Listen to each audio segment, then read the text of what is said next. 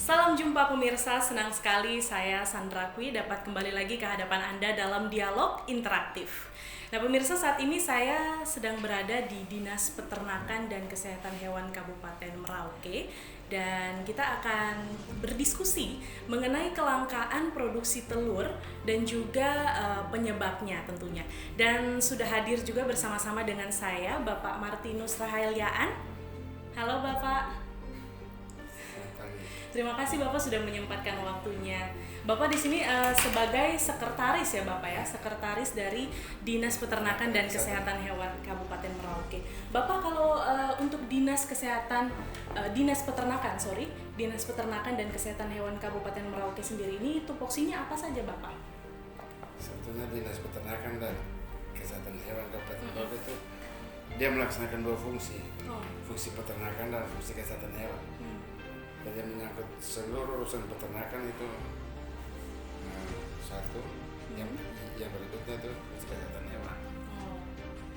Jadi sebetulnya Papua pada umumnya itu belum ada penyakit hewan menular, tapi paling tidak kita antisipasi yang sampai muncul penyakit hewan menular.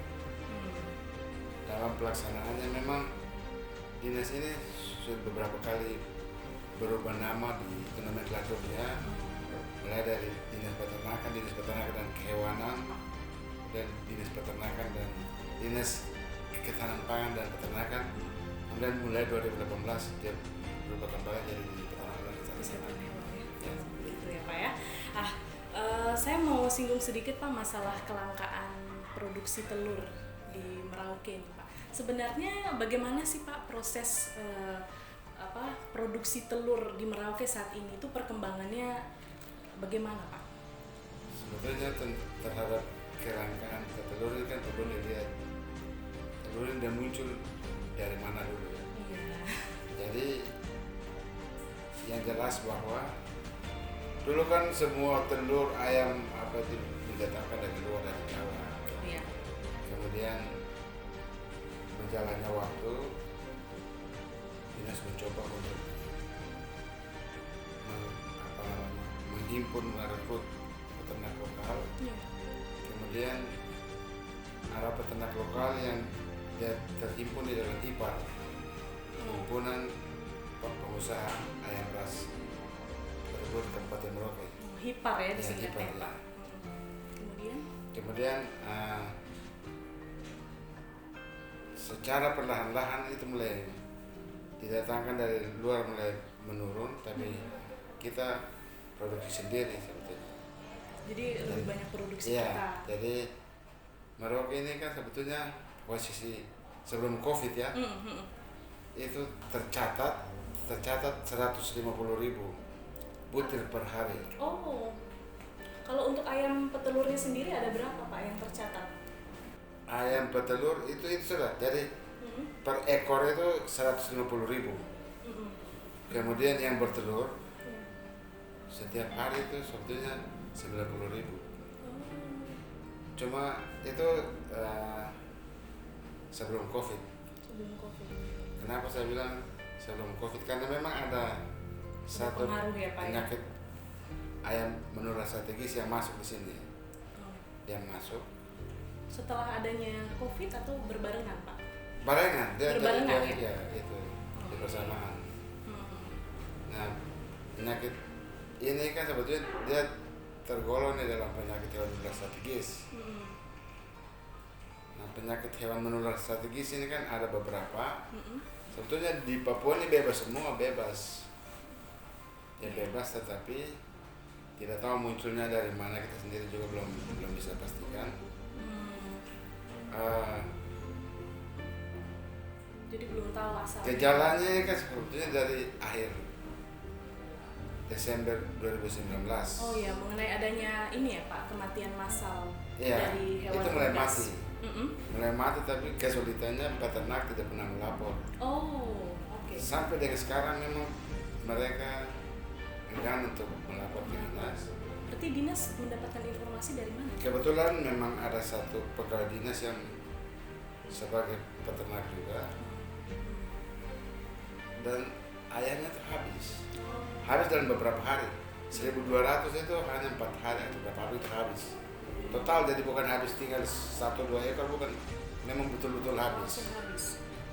Kemudian dia lapor ke para dokter hewan, teman-teman turun melihat.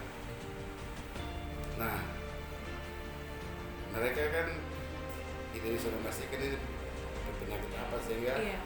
diambil sampelnya. Mhm. Kemudian untuk mengetahui sebetulnya ini gejalanya penyakit apa, diuji di lab karantina pertanian.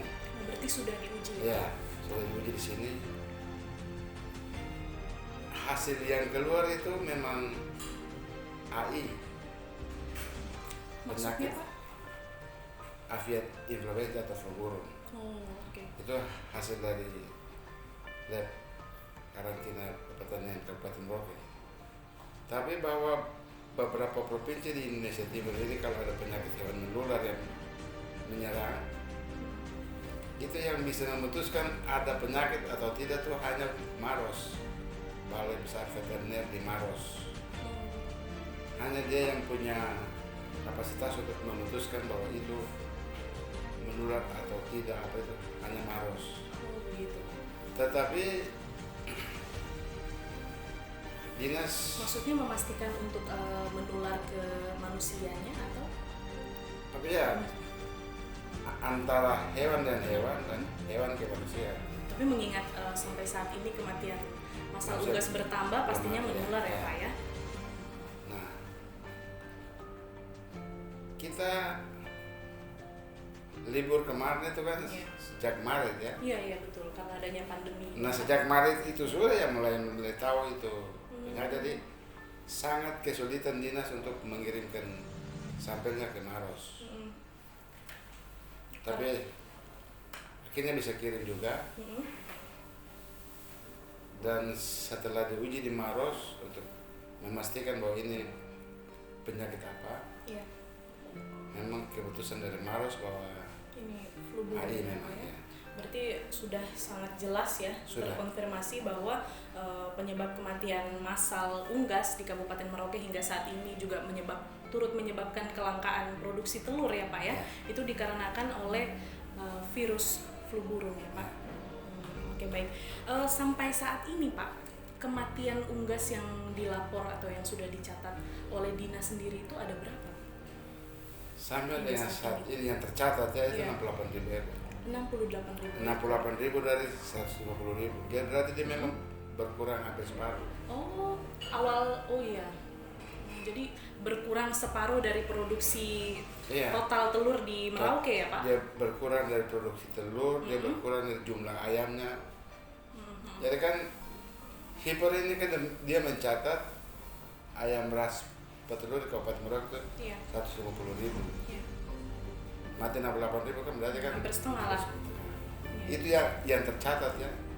Tercatat. Di daerah mana saja Pak? Boleh disebutkan mungkin? Sebetulnya lebih banyak itu di dalam kota sih. Oh di dalam kota Pak. Karena memang ayam ras petelur ini kan lebih banyak dalam kota, sampai semangka tanah miring hampir kurik bahkan. Jadi banyakkan dalam kota ya Pak. Karena ini penting juga informasi untuk pemirsa, karena kalau di sekitar daerah kita ini ada peternaknya yang sudah ternaknya terjangkit virus flu burung, pasti kan kita harus berhati-hati ya Pak ya. Karena nggak menutup kemungkinan bahwa ini akan menularkan ke manusia begitu ya Pak ya. Karena memang dia termasuk penyakit hewan menular strategis yang zoonosis. Oh begitu. Zoonosis artinya pengaruh dari hewan ke hewan dan hewan ke manusia. Betul. Nah, kita akan membahas lagi Pak lebih dalam terkait virus flu burung ini ya Pak. Tapi setelah pesan-pesan berikut ini, jangan kemana-mana, tetap bersama saya dalam Dialog Interaktif.